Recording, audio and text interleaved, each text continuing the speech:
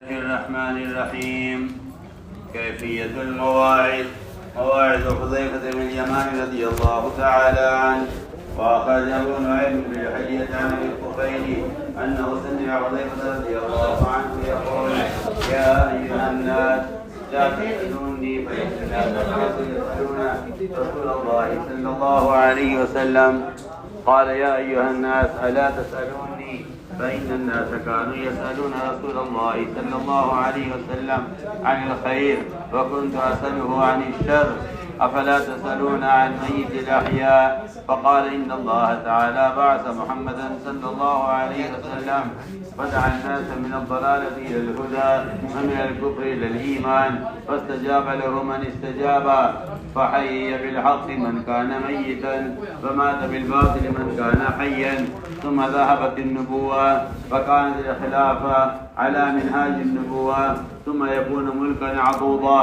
فمن الناس من ينكر بقلبه ويده ولسانه والحق استكمل ومنهم من ينكر بقلبه ولسانه كافا يده وشعبة من الحق ترك ومنهم من ينكر بقلبه كافا يده ولسانه وشعبتين من الحق ترك ومنهم من لا ينكر بقلبه ولسانه فذلك ميت الأحياء.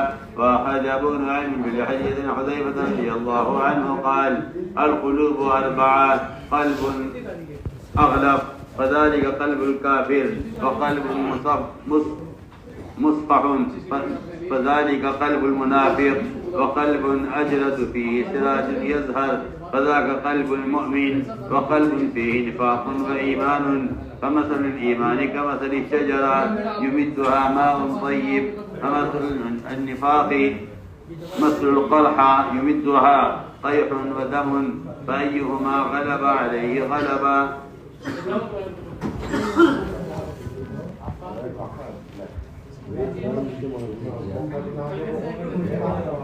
میرے دوستوں، عزیز و بزرگوں، آدمی واعظ کیسے بنتا ہے؟ واعظ اپنی معلومات سے نہیں بنتا. واعظ بنتا ہے ایک دین کے تقاضوں میں اپنے آپ کو خطرات میں ڈالنے سے اور دین و دعوت کے میدان میں ہدایات کی پابندی اور امانت داری. اس سے آدمی واعظ بھی بنتا ہے اور اس سے آدمی قابل اعتماد بھی بن جاتا ہے. آپ صلی اللہ علیہ وسلم کے ایسے امین اور معتمد صحابی ہیں کہ آپ صلی اللہ علیہ وسلم نے ان کو منافقین کے نام رکھا ہے.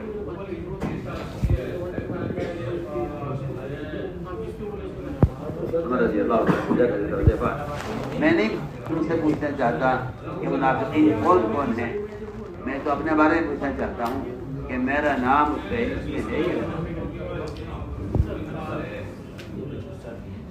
کیونکہ اگر ان کو دوسروں کے نفاق کا وسوسہ ہوتا تو کہتے مجھے منافقین کے نام بتاؤ. ان کو اپنے نفاق کے بارے میں خطرہ تھا، اس لیے انہوں نے سوال یہ کیا ہے کہ حذیفہ میں نہیں پوچھتا تم سے منافقین کون کون ہیں، صرف تم یہ بتا دو میرا نام ان میں ہے یا نہیں.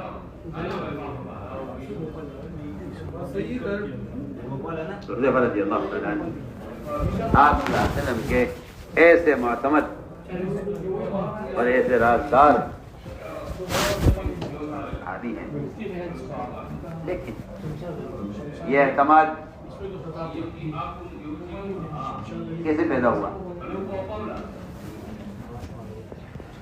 جب یاد رکھو، کام کرنے والا وہ طبقہ جو بر وقت تقاضوں پر چلے گا وہ قابل اعتماد بھی ہوگا اور ہدایت عمل کرنے کی وجہ سے اور میدان میں ہونے کی وجہ سے وہ کام کی حسنیت کو اور کام کے اصول کو زیادہ سمجھے. حذیفہ رضی اللہ عنہ آپ صلی اللہ علیہ وسلم نے فرمایا: جاؤ حذیفہ میدان کا حال دیکھ کر آؤ۔ حذیفہ رضی اللہ تعالیٰ عنہ کا نام بہت بعد میں آیا۔ آپ صلی اللہ علیہ وسلم نے یہاں تک فرما دیا کہ جو اس وقت دشمن کا حال معلوم رکھ کے آئے گا وہ جنت میں میرے ساتھ ہوگا۔ اتنا خطرناک موقع تھا اور اتنی سخت سردی تھی کہ اتنی بڑی پیشکش، اتنے بڑے وعدے پر بھی کوئی صحابی تیار نہیں ہوا۔ ہے سنت میں کہ اگر ترغیب کے بعد تقاضے پر کوئی تیار نہ ہو تو پھر امیر کو اور نبی کو اس کا حق ہے کہ وہ نام لے کر کسی کو کہے کہ آپ کو یہ کام کرنا ہے۔ لیکن وہ یہ نہ کرے تو پھر تقاضے ضائع ہو جائیں گے، اور جو شخص نام لینے کے بعد کھڑا ہو جائے گا اللہ تعالیٰ ایسے شخص کو غیبی مددوں کا، نصرتوں کا مشاہدہ بھی کرائے۔ چنانچہ آپ نے ترغیب دی صحابہ کو کہ کون ہے اس وقت جو میدان کا حال دیکھ کر آئے، وہ جنت میرے ساتھ ہوگا۔ اتنی بڑے وعدے کے بعد بھی کوئی کھڑا نہ ہوا، کسی کی ہمت نہیں تھی کہ دشمن کی طاقت اور قوت اور سردی کی شدت وہ نکلے باہر۔ حذیفہ کھڑے جاؤ دشمن کا حال معلوم کر کے آؤ، اور یہ کہہ کر بھیجا کہ کوئی نیا کام خود مت کرنا، چاہے تمہیں کیسا بھی موقع میدان میں ملے۔ فرماتے ہیں کہ میں حکم پر نکلا آپ کے، مجھے پورے راستے ایسا محسوس ہو رہا تھا گویا میں گرم حمام میں چل رہا ہوں۔ مجھے سردی کا کوئی احساس نہیں تھا، بلکہ میدان میں چلتے ہوئے مجھے گرمی محسوس ہو رہی تھی۔ وہاں پہنچے تو دیکھا تو ساری مشرکین کی فوج کے سپہ سالار ابو سفیان وہاں ہاتھ ڈال رہے تھے ہاتھ پر، ان کا موقع اچھا ہے، اسے قتل کرتے چلو، ان کا سپہ سالار مارا جائے گا، دشمن کے پاؤں کھڑ جائیں گے۔ حالانکہ قتال ہو رہا ہے، جنگ ہو رہی ہے، دشمنی کفار دشمنی پر اور مقابلے پر پڑے ہوئے ہیں میدان میں، لیکن جب ارادہ کیا ان کے قتل کا تو خیال یہ آیا کہ مجھ سے آپ نے فرمایا تھا حذیفہ نیا کام ہے کہ میں نے آپ سے ایسی ہدایت پر عمل کیا، اور میں نے باوجود قدرت ہونے اور موقع ہونے کے باوجود میں نے ان کو قتل نہیں کیا۔ اللہ کے فرمایا کہ بس میدان دے کر آ جاؤ، کوئی نیا کام مت کرو۔ حالانکہ یہ ایسا موقع تھا کہ اس موقع کو گنوا دینا وہی کر سکتا ہے جو آپ نے وسلم کی ہدایت پر آپ نے آپ کو پابند سمجھے۔ وہاں سے واپس کرے تو 20 فرشتے گھوڑوں پر سوار ہوا میں باندھے ہوئے جب کو ملے، ملاقات ہوئی فرشتوں سے۔ فرشتوں نے کہا آپ نے وسلم کو ہمارا سلام کہہ دینا اور خوشخبری سنا دینا کہ اللہ کی طرف سے فتح کا فیصلہ ہو۔ یاد کر رہے ہیں کہ جو تقاضے پر کھڑے ہوتے ہیں اور میدانوں میں ہدایت کے مطابق کام کرتے ہیں وہ غیبی مددوں کا مشاہدہ کرتے ہیں اپنی آنکھوں سے۔ اور اتنا ہی نہیں بلکہ ایسے لوگ پھر کام کرنے والے کے صف میں آگے بڑھ جاتے ہیں اور وہ نبی کے نزدیک قابل اعتماد اور ذمہ دار کے نزدیک قابل بھروسہ ہوتے ہیں۔ پھر ان کو رات کی باتیں بتائی جاتی ہیں۔ حذیفہ رضی اللہ تعالیٰ عنہ وہ جانتے ہیں کہ زندہ کون ہے مردہ کون ہے، جانتے ہیں کہ زندہ کون ہے مردہ کون ہے وہ جو زندوں کے درمیان مردہ ہیں اور کون ہے وہ جو مردوں کے درمیان زندہ ہیں، اس کا فرق بتا رہے ہیں حذیفہ رضی اللہ تعالیٰ عنہ اپنی اس نصیحت میں۔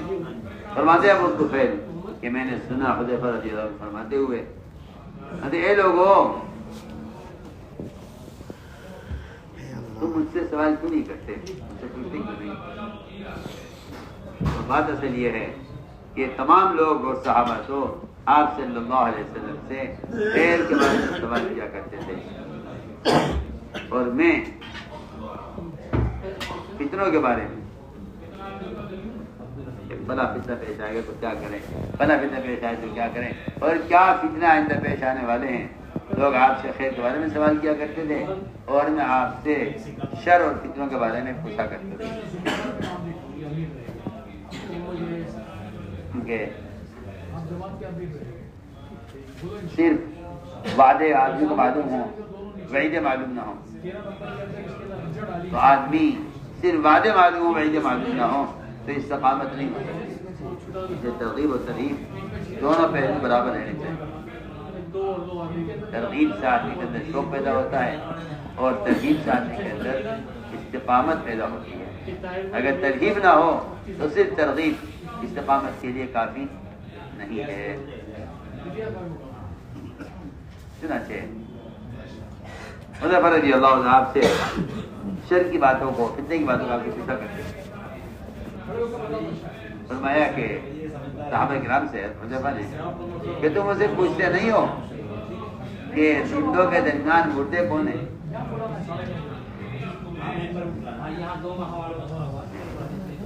زندہ ہیں بظاہر مگر مردے ہیں۔ فرمایا کہ زندوں میں مردے وہ ہیں کہ اللہ تعالیٰ نے محمد صلی اللہ علیہ وسلم کو نبی بنا کر بھیجا، آپ نے لوگوں کو گمراہی سے ہدایت کی طرف بلایا اور اس کفر سے ایمان کی طرف بلایا۔ چنانچہ جس شخص نے یہ مقدر میں خیر کی اس نے آپ کی دعوت کو قبول کیا، چنانچہ وہ آدمی تو حق کے ساتھ زندہ ہو گیا، جو مردہ تھا جو حیات حاصل کر لی آپ صلی اللہ علیہ وسلم کی بات کو قبول کر کے۔ اور وہ آدمی جو زندہ تھا اس نے باطل کا اتباع کر کے، اس نے مرد کے اتباع کر کے اس نے موت کی اختیار کر دی۔ پھر نبوت آپ صلی اللہ علیہ وسلم کی وفات پر نبوت ختم ہو گئی، اس کے بعد خلافت آئی اور وہ خلافت بھی آپ صلی اللہ علیہ وسلم کے نہج پر اور آپ کے طریقے پر، آپ کے اصول پر تھی۔ اس کے بعد آئی بادشاہت کاٹ کھانے والی اور ظالموں کی بادشاہتیں۔ چنانچہ جو شخص اپنے دل سے، اپنے ہاتھ سے، اپنی زبان سے، جو شخص اپنے دل سے، اپنے ہاتھ سے، اپنی زبان سے، ان تینوں اعضاء سے جو آدمی غلط بات کا انکار کرے گا اور حق بات کو پیش کرے گا، اس نے حق کو مکمل کر لیا ہے، وہ کامل ایمان والا ہے اور وہ کامل حق کو مکمل کر لیا ہے۔ اس کے پاس حق کامل طور پر ہے۔ اور جو شخص کسی گناہ غلط چیز کو دیکھ کر اپنے دل سے اور اپنی زبان سے تو اس کا انکار کرتا ہے، لیکن اپنا ہاتھ روکے ہوئے ہے اس سے، کیونکہ لوگ ہاتھ روکنے کو صرف قتال سمجھتے ہیں۔ یہ بھی ایک بات غور کرنے کی ہے کہ اگر قتال نہیں ہے تو گویا ہاتھ سے منکر کے بدلنے کا اور منکر کو ختم کرنے کا گویا زمانہ ختم ہو جائے، ایسا نہیں ہو سکتا۔ اس لیے کہ جہاد کی جو حضرت علی کے رضی اللہ عنہ قول، جہاد 3 قسم کا ہے، ہاتھ سے اور زبان سے اور دل سے۔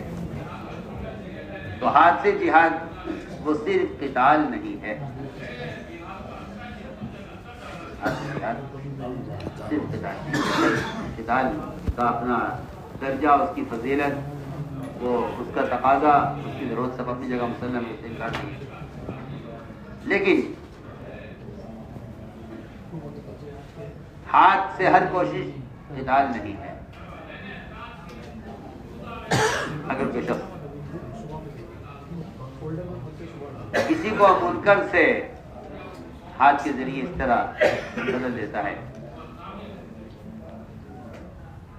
کہ اس کو اٹھا کر مسجد میں لے آئے ہاتھ پکڑ کر، تو میں کہتا ہوں کہ یہ ہاتھ سے منکر کے بدلنے کی سب سے اعلیٰ شکل ہے اور یہ سب سے اعلیٰ ایمان ہے، اور یہ ایمان کا اعلیٰ درجہ ہے، اور یہ کامل جہاد ہے۔ تو اس نے حق کو کامل کر لیا ہے، جس نے ہاتھ سے جہاد کر لیا ہے۔ ہاتھ سے جہاد کا مطلب صرف تلوار اور قتال نہیں ہے، کیونکہ آپ کو اگر اشکال ہو اس پر تو حدیث آپ کے سامنے ہونی چاہیے، جس میں فرمایا آپ صلی اللہ علیہ وسلم نے یہ جو کشتی میں سوراخ کرے، اگر اس کے ہاتھ آپ نے نہ پکڑے تو سب کے سب غرق ہو جائیں گے۔ یہ ہاتھ کا جہاد ہے۔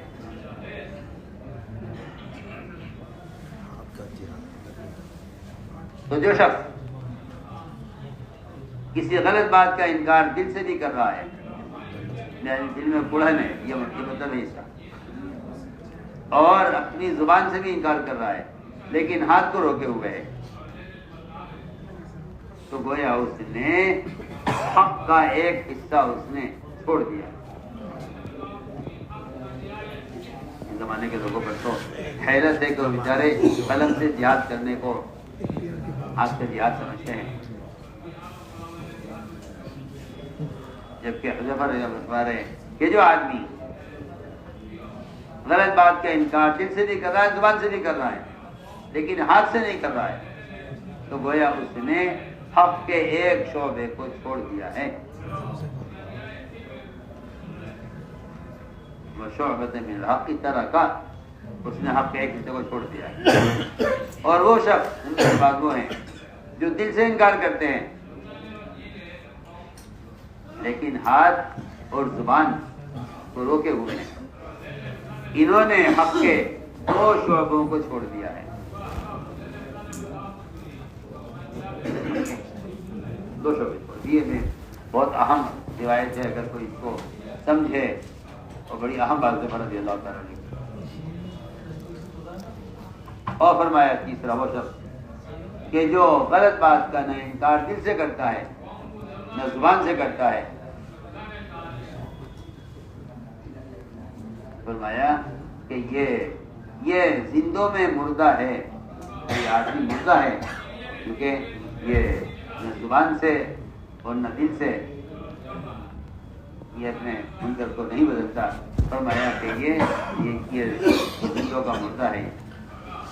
رضی اللہ تعالیٰ نے یہ دل چار طرح کے ہوتے ہیں، دل چار طرح کے ہوتے ہیں۔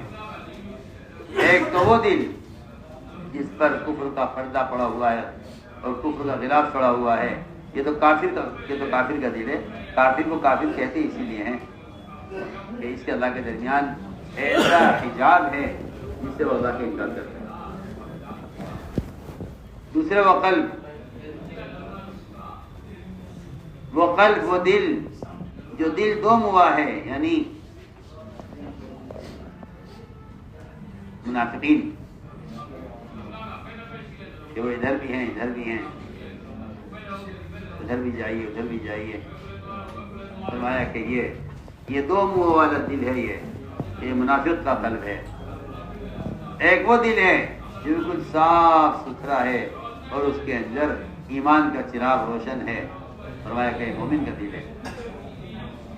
ایک چوتھا دل وہ ہے کہ جس میں نفاق بھی ہے، ایمان بھی ہے،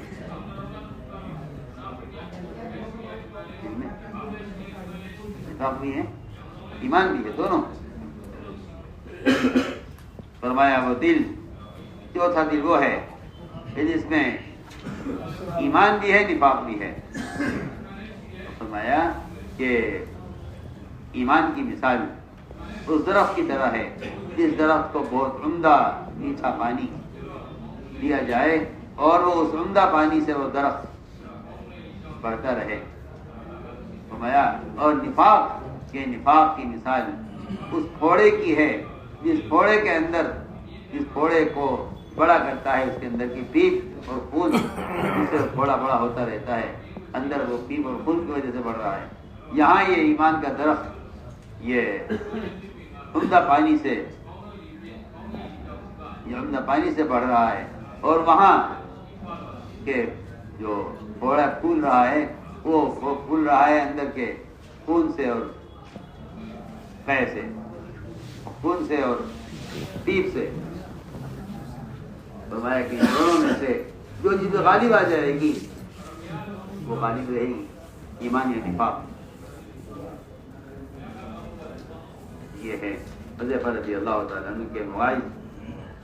مسلم نے عرض کیا کہ جو آدمی تقاضوں پر چلتے ہیں وہی وعظ کے بھی قابل ہوتے ہیں اور وہی قابل اعتماد بھی ہوتے ہیں اور وہی غیر نصرتوں کا مشاہدہ بھی کرتے ہیں۔